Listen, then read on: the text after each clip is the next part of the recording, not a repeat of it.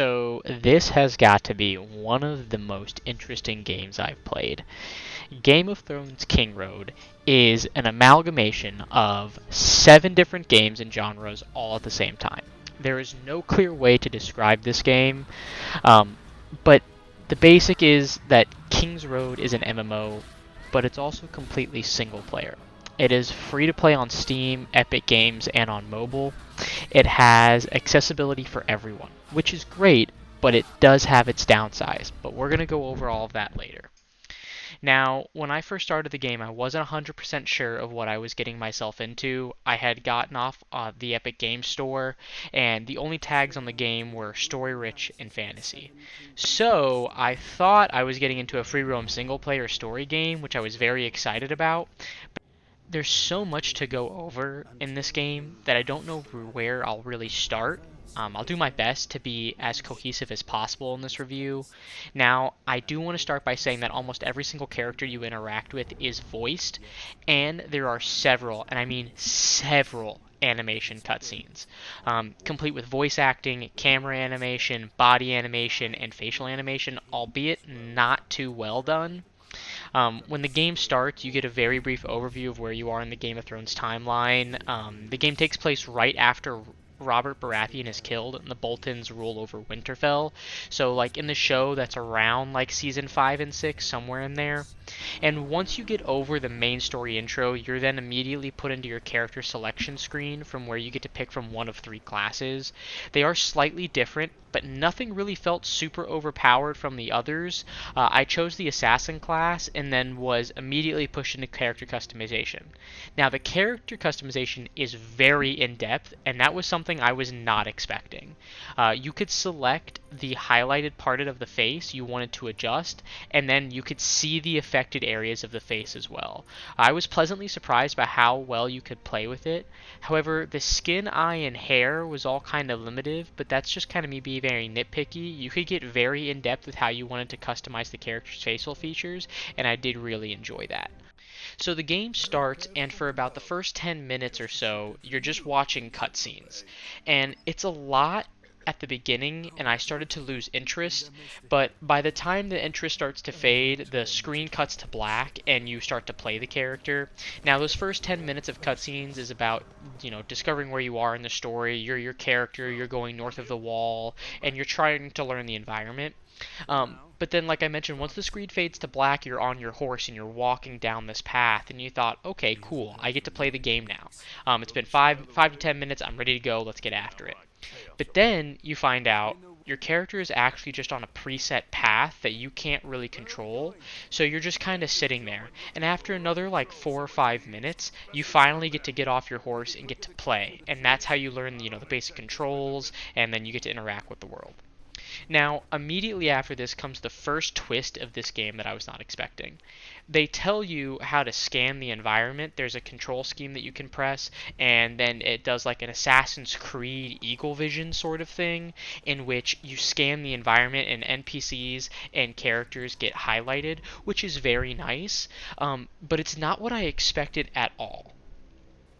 So later in this tutorial part, you get to meet Jon Snow, and he has a really cool intro, and then you see him get off his horse and walk up to you, and it's really exciting, and you get ready to hear Jon's voice. And then you hear this.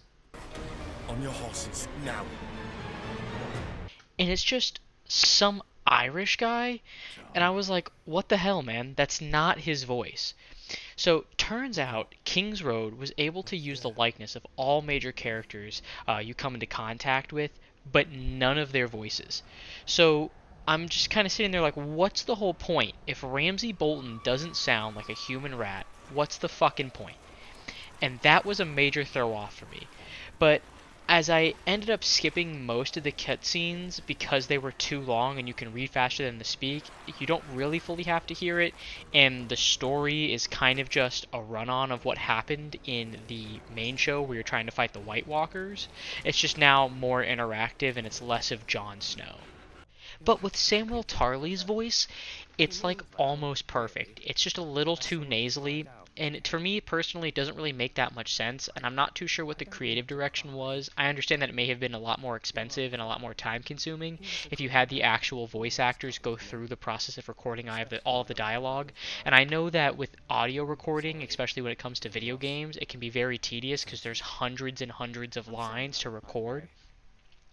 But my thing is, if you have their face on the character and you're probably going through the process of scanning the face to put it on the model, why not plug them into the booth themselves to get the voice and just make it a fully rounded out character? But after this very extensive intro, which is like 30 to 40 minutes, you only get a total of 10 to 15 minutes of actual gameplay, and then they set you free. And this is pretty much where all of the critiques are going to come from for the rest of this video. Now, don't get it twisted. I find the gameplay very enjoyable, and for what it is, it's a pretty good game, and I hope to see it continue to survive in the future, especially with other games that have just recently come out, such as Dune. So I get set loose in the world with a quest, which is very nice.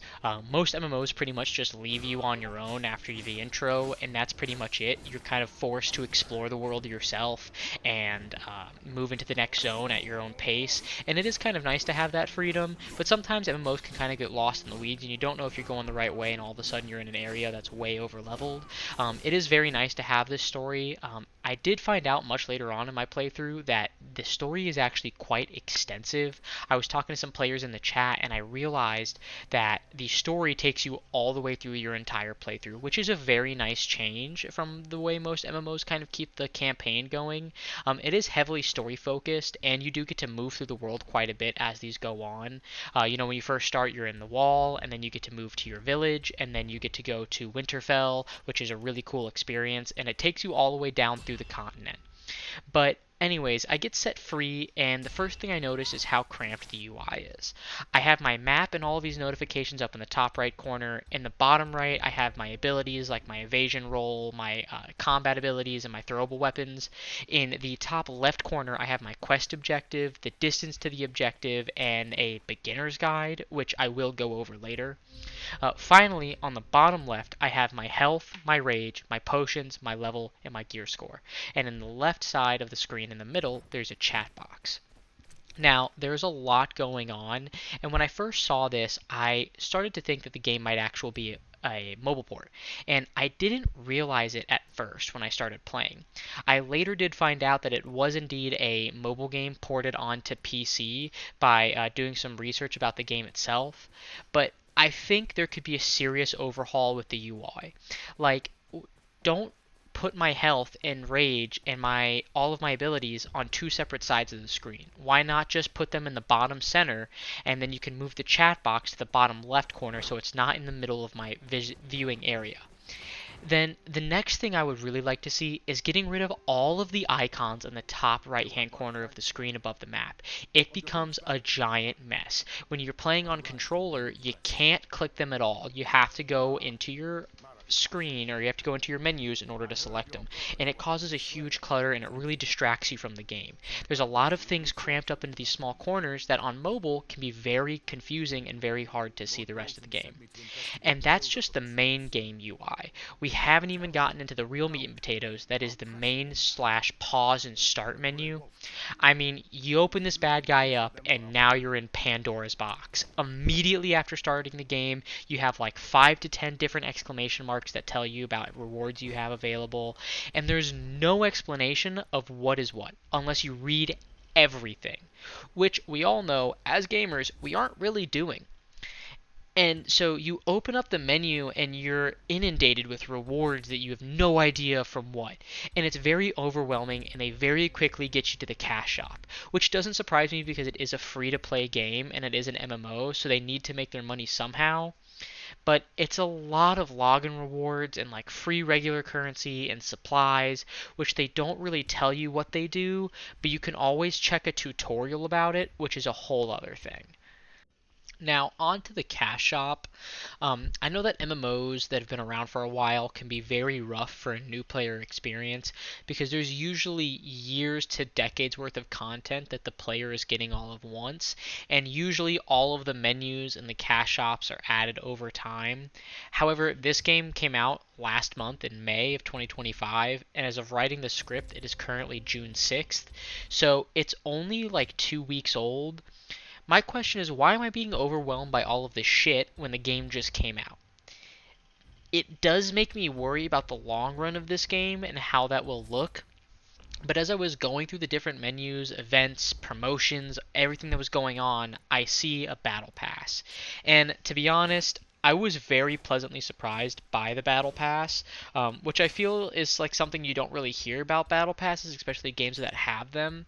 And on the battle pass, every single level has a reward, all the way up until the end, which is very rare in my opinion. Usually you only get rewards to like level 25, and then once you hit that level, it's like only every 5 to 10 levels, and usually those rewards are pretty terrible.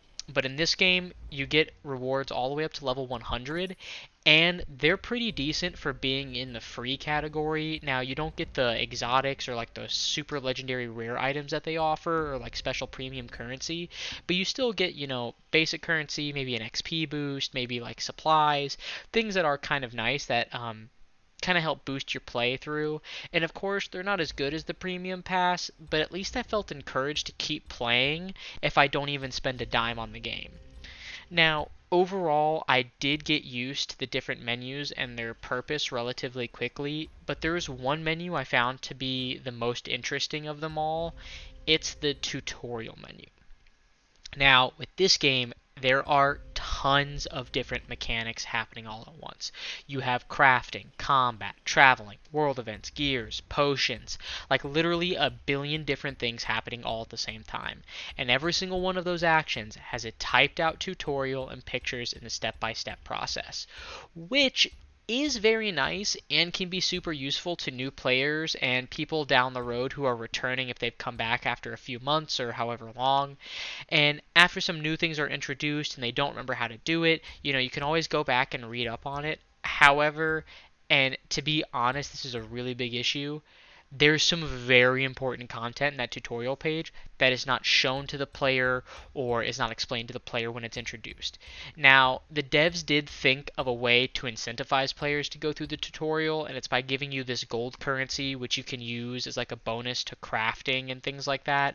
But I find it very poorly utilized, and as I mentioned earlier, I'm not reading all of that. And I'm sure there are several other players who don't want to do a bunch of reading on a bunch of different tutorials, on a bunch of different mechanics that you may never actually use in game. So, for example, after upgrading my hold, I unlocked these artifact expeditions that I can send NPCs on to collect loot. However, I needed to hire workers in order to do that. And at no point during the mission of unlocking this artifact experience or after completing that quest to unlock the artifact expeditions did I know that I had to hire workers or how to go about hiring them. I was just given the ability to do it, and I was really frustrated because I had no clue how to do it. A few minutes go by, and I, go do some other quests, and I'm like, all right, I need to figure out how this works because I'm supposed to be able to get free loot out of it. And I go and I decide to check the tutorials page, and lo and behold, there is my solution. My question is, I wonder how many players miss these types of things because they don't check the tutorials and there's no pop-up about how to check the tutorials or to check the tutorials. You just have to go there and explore it yourself and read the information and hope that you stumble across it. Because every time you encounter a new thing, a 3-page tutorial comes up. So sometimes you're just flicking through the tutorials really quickly just to get the rewards and move on, and you miss key information. Now, I do want to take a brief break from talking about some of the negatives and talk about the positives of the game, which there are a few that are really, really well done. The combat. My God, it is a massive system. There are a total of like four different systems all rolled into one cohesive package. So, like I mentioned earlier with the Assassin's Creed feel with the Eagle Vision, you also have the Assassin's Creed sneaking. You can hide in bushes and become invisible to enemy sight lines, and then when they pass by you, you can sneak up behind them and like assassinate them or do like this massive damage attack if you can't kill them in one hit. You also have this slow-mo execution that you can do in mid-combat, which is very reminiscent of the Assassin's Creed games. You also have enemies with stamina and poise bars, like in Sekiro, where when you break down that bar, you can then do a finishing move or a power attack to do a ton of extra damage to their health. And each class has different abilities as well. Like most MMOs, they have different characters with different roles. For example, I chose the Assassin class, and the abilities that I had unlocked at the time of playing was like a poison coat that I could put on my weapons. I also had these throwing knives that were explosive. I had these strong kicks that could like knock an enemy down, and then I had a power strike that would massively lower their stamina bar. And each class has different abilities, which is nice. But overall, they're pretty alright. I didn't find anything super exciting about them or anything super overpowered. I kind of was able to move through all of them. But overall, the combat is pretty good. They have a parry mechanic that you can use to stun enemies and massively lower their poise bar, which works kind of like Sekiro. And when that poise bar goes down, you kind of get closer to doing that major damage hit on the enemy. But I will say it was very iffy if you landed that parry. They have a tell. Their eyes glow yellow, so that way you know when they're going to do that parryable attack. And every time their eyes glowed yellow, I would try and parry them as soon as they hit me, but it wouldn't work. I had to spam the parry button in order to get it, and sometimes I would get the parry, sometimes I wouldn't. There was no real way of telling when it was going to happen. I feel like you had to parry right when the eyes glowed yellow at their brightest, because they kind of do like a flash, a gradient, which would happen before the attack even happened, so it kind of threw me off on the pacing, because all of a sudden they're gearing up for this big attack, and then boom, you're doing the parry. Now, it does have a great use when fighting bosses, but when you're fighting a group of enemies, the skill can be pretty much useless or unused, as you can attack multiple enemies at once. Now, I feel like for an MMO, it is a very cool concept, but it may not be the best executed when you have large groups, which in most MMOs you're usually fighting a group of enemies unless you come to that boss fight. Now, King's Road takes on another 4 or 5 different aspects all at the same time. So they have the MMO style with dungeons, classes, global chats, hub areas, but they also have a main world where your exploring is completely void of other players. It becomes a total solo experience the moment you leave any major city. And it's a wild contrast to have this chat box with tons of people typing in it and constantly going up and seeing no one in the world. Now, there are some MMOs that you can be in a massive area and not see people, but as you continue to explore, you usually find a random player every now and then. In this game, there's nothing. If you see someone, you have to go to a hold or do a dungeon. And speaking of dungeons, let's talk about those for a second. Now, this is another very weird aspect of King's Road. Usually with dungeons in an MMO, they have some sort of story relevancy. Like as you play through the campaign, you'll reach a point where you have to go into this area with a group and kill these big guys, or stop something major happening, or protect someone. And it's usually like at the turning point of the campaign or the story that kind of puts you on your own. Well, in King's Road, that's not the case at all. They pretty much turn it into a Monster Hunter experience or like a Dauntless experience. You just kind of spawn in this arena, and all you have to do is kill this monster. That's it. Nothing more, nothing less. You can get some gear from it, but that's pretty much it, and it doesn't really fit the world at all. I mean, the main story of the game is trying to alert the whole world of the White Walkers coming. You would think there would be some sort of dungeons related to that, but it really just kind of leaves it off at that. You go into Winterhold and you speak to the Worm God tree, and all of a sudden they're like, "Oh, here's your dungeon loader." So you go into the dungeons and then you just fight this monster and that's it. And the monsters don't really fit the world of of Game of Thrones. It's just these kind of like weird cryptid creatures. Like, I know Game of Thrones had dragons, but that was the most fantasy the characters really got. I mean, there was that one demon sort of thing, from the woman who spoke to the flames, but beyond that, none of this really makes any sense, and I kind of wish the dungeons played a bigger role in the campaign or were more exciting and allowed you to do more things. But going back to the rest of the map, there are like these outposts that you can conquer that give you rewards, and it reminded me again of Assassin's Creed where you have to go to these outposts and liberate them. But they have no major story relevancy. They're just kind of icons on the map, and when you go to them, you're given a list of enemies that you need to eliminate, and then you can do a bonus challenge to get extra loot. But that's it. It's just something you kind of do to gain gear, albeit a fun activity. There's not much else to it. They also have these like memories of the past where you can touch a chopped down weirwood tree and then you have to fight the children of the past and in like an Everjail arena, kind of like Elden Ring. Now, when you hover your cursor over these weirwood trees, they'll tell you that you get to relive a major battle of the past. And in my mind, that was like, oh cool, we get to be in like a fight from the show. And when I read that, I was right outside of Winterfell and I was really hoping to be in the Battle of the Bastards. That is one of my favorite on-screen fights. But then it was just like this little Everjail fight, and I was kind of disappointed that there wasn't anything else to it.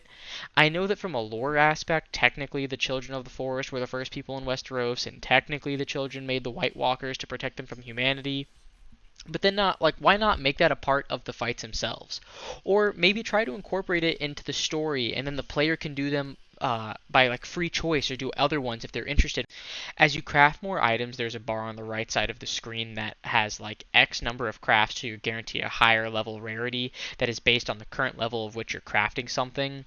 So if you were only crafting basic level gear but were in search of like a common item, you would need to craft like 50 basic items.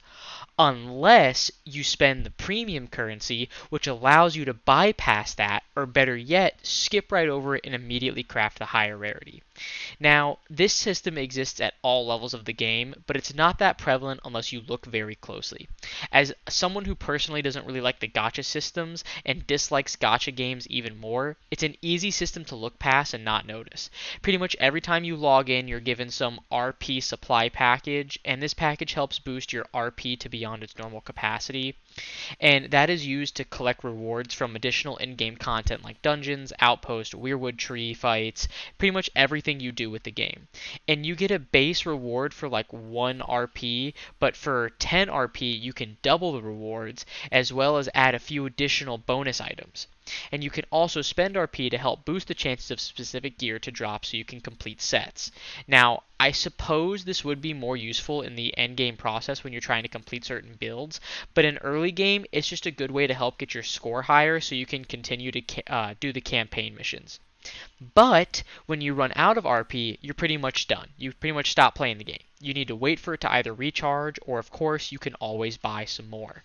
Now, one thing that King Road does right is that you don't have character roles, and you can't spend real life money on higher tier characters that do more damage and have different abilities. You can only buy the chance to get more rewards. And I was a little disappointed that there was a gacha system to the game, but I do appreciate it that it's not shoved down your face and seen as the only way to progress through the game. So the leveling system in King's Road is very well put together. As you level up, you unlock 3 different types of skill points. You have major skill points, attribute points, and minor skill points. And these skills go into 3 different categories that allow you to build the way you play. So the major skill points and the minor skill points go towards your abilities and your action moves. For example, with the major skill points, I can upgrade one of my major skills so it does more damage. And if I really like the ability, I can focus my whole build around it and make it my primary damage dealing ability. And as you unlock different skills, you can upgrade them and explore different play styles, and it gives each of the characters multiple different ways to play and explore, as well as allow you to keep your favorite abilities and feel like they don't get phased out as you level up through the game. Now, the minor skill points go towards your basic attacks. You can upgrade your Mighty Strike, you can upgrade your Sneak Attack or your attack combos if you prefer a specific attack pattern that fits well into your playstyle. You can also upgrade your running attack as well and your walking attack. So if you want to rush in head first to a fight so you can start off strong, you can upgrade that and make that like a strong entry point. And every time you level up, you're given a skill book to upgrade your skills. You can also find these skill books scattered throughout the map as well in chests, and when you complete certain like side objectives. It is a great way to help incentivize players to explore the world and do the side content to help boost your skill, and allows you to really kind of upgrade yourself without getting super over leveled.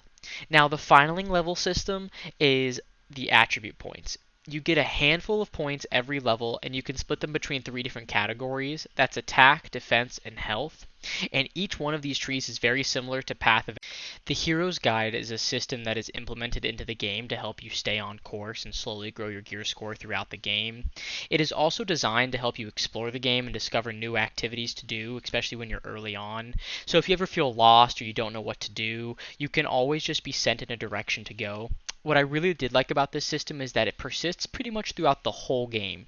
Usually when a game has a starter guide, it just ends after a certain level and that's it. However, with King's Road, it keeps you going throughout the whole game. I find that it was a great way to help, continue player progression and continue to try and explore new environments while also keeping you on track and helping you grow. Each step has rewards, some of which are more noticeable than others, and when you complete what is called a chapter, you will get a couple skill points and as well as a few extra bonuses, which is a very nice addition to help encourage players to keep that process going. Now, with all of that being said, I think King's Road is pretty good. I think it does a few things well, I think it does a few things great, and I think it does a few things poorly. I really hope to see this game improve through its lifespan, and I'm excited to see what additional content they bring in the future and how they can expand the story and game while being stuck in such a finite universe. Unfortunately, I did not stick tons of hours into King's Road before making this review. That's because MMOs are major time sinks, and to be able to explore everything this game has to offer would take hundreds, if not thousands, of hours of playtime. Now, I wish the gacha system didn't exist, but I am glad that it is not as prevalent as it could be, and I didn't experience it that much, at least in my own personal experience. I do plan on visiting the game in a few months to see what the major changes are, if there are any, and I hope to see some improvements. I do think the dev team took some large risks in trying to match several different styles together, and it does have some payoffs. And I do want to say that I hope this game has the chance to live a good life. I know it didn't really have a strong opening. It had 1 week of advertisement and then that was it. It probably has a very small player count and it's dwindling even more due to Dune. But hopefully this game does have a chance to come back. Now, I do want to say thank you again for sitting through this video. I know it was kind of all over the place, but MMOs are hard to review as is, and this is my first time trying to put it into one cohesive message. I kind of scrambled it all around. But at the end, I do want to say thank you very much again for watching. Please subscribe and stay tuned for what's next.